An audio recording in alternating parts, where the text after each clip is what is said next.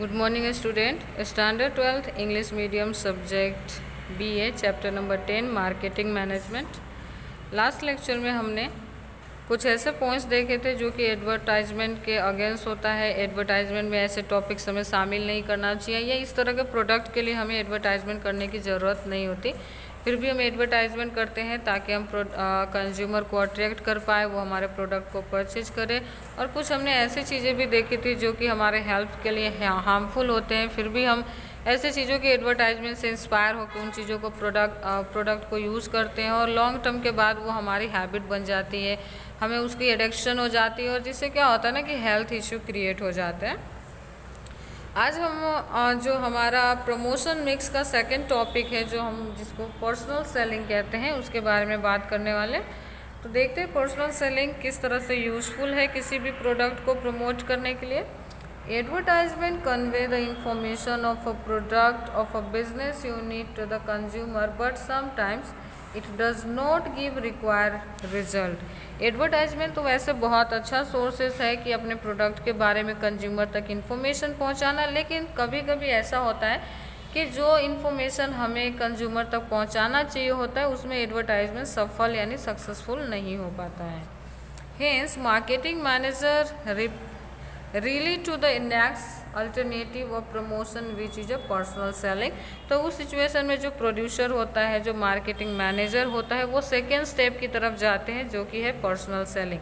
अगर एडवर्टाइजमेंट के थ्रू जो हमें एक रिजल्ट मिलना चाहिए था, वो रिजल्ट अगर हम अचीव नहीं कर पाते हैं, हमारे प्रोडक्ट का डिमांड उतना नहीं बढ़ पाता है, तो हम सेकेंड ऑप्शन की तरफ जाते हैं, सेकेंड अल्टरनेटिव की तरफ जाते हैं जिसका नाम है personal selling. Generally in the personal selling, seller direct and explain about product to the prospective consumer। इसमें होता क्या है, पर्सनल सेलिंग में हम करते क्या है, तो पर्सनल सेलिंग में जो सेलर होता है वो डायरेक्ट और प्रोडक्ट के बारे में जो इन्फॉर्मेशन होता है, प्रोडक्ट के बारे में जो एक्सप्लेनेशन होता है, वो प्रोस्पेक्टिव और पोटेंशियल कंज्यूमर के सामने रखता है। Personal selling create faith in the mind of prospective consumer. जो पर्सनल सेलिंग होता है, क्योंकि हम फेस टू फेस मिल रहे होते हैं, एक दूसरे के सवाल, सामने वाले कंज्यूमर के माइंड में अगर कोई सवाल आता है तो वो पूछ भी सकता है और उसका हम आंसर्स भी कर सकते हैं।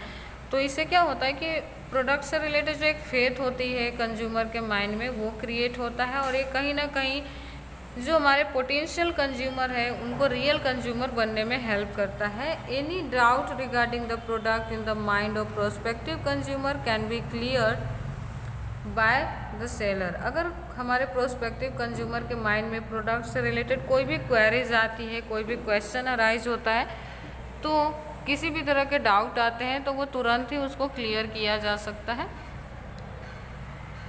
Personal selling not only create awareness about the product but also create reference for the product। Personal selling में आप सिर्फ वो जागरूकता ही नहीं फैलाते प्रोडक्ट से रिलेटेड, बल्कि आप प्रोडक्ट को बेचने में भी सफल हो सकते हैं। कब ये सिचुएशन के ऊपर डिपेंड करता है कि जो पर्सनल सेलिंग गया हुआ सेलर वो किस तरह की कैपेबिलिटी रखता है।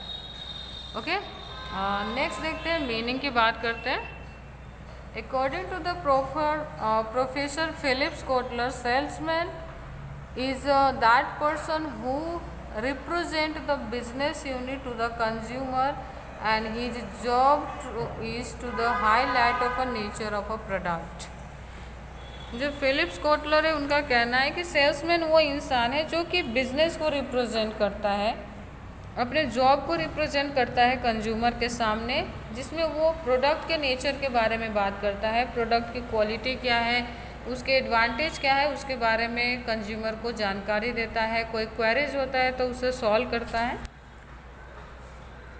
Demonstrate of a product and the explain its usefulness to the consumer and clear doubt. वो एक डेमो पेश करता है कंज्यूमर के सामने जिससे प्रोडक्ट के रिगार्डिंग सारे इन्फॉर्मेशन उन्हें मिल सके, उनकी कोई डाउट अगर दिखती है, कोई डाउट है उन्हें, तो भी वो क्लियर किया जा सकता है। प्रोडक्ट किस तरह से आपके लाइफ में यूज़फुल होगा उसके बारे में जानकारी हम दे सकते हैं।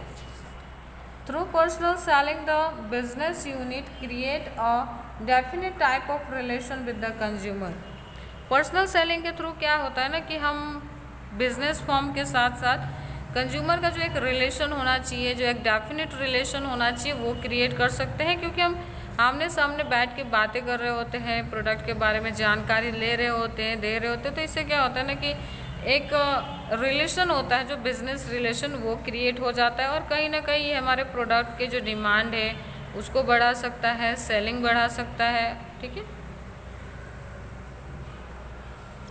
तो जो आज हमने देखा वो था, आपको याद हो तो हमने आज सेकंड प्रमोशन मिक्स का सेकंड पॉइंट देखा था, पर्सनल सेलिंग, जिसमें पर्सनल सेलिंग हम करते कब है, तो जब एडवर्टाइजमेंट फेल हो जाता है या फिर एक्सपेक्टेड रिजल्ट हमें नहीं मिलती तो हम पर्सनल सेलिंग की तरफ जाते हैं। तो पर्सनल सेलिंग के कॉन्सेप्ट एंड मीनिंग आज हमने देखा है। नेक्स्ट लेक्चर में हम कैरेक्टरिस्टिक्स के बारे में बात करेंगे। Thank you.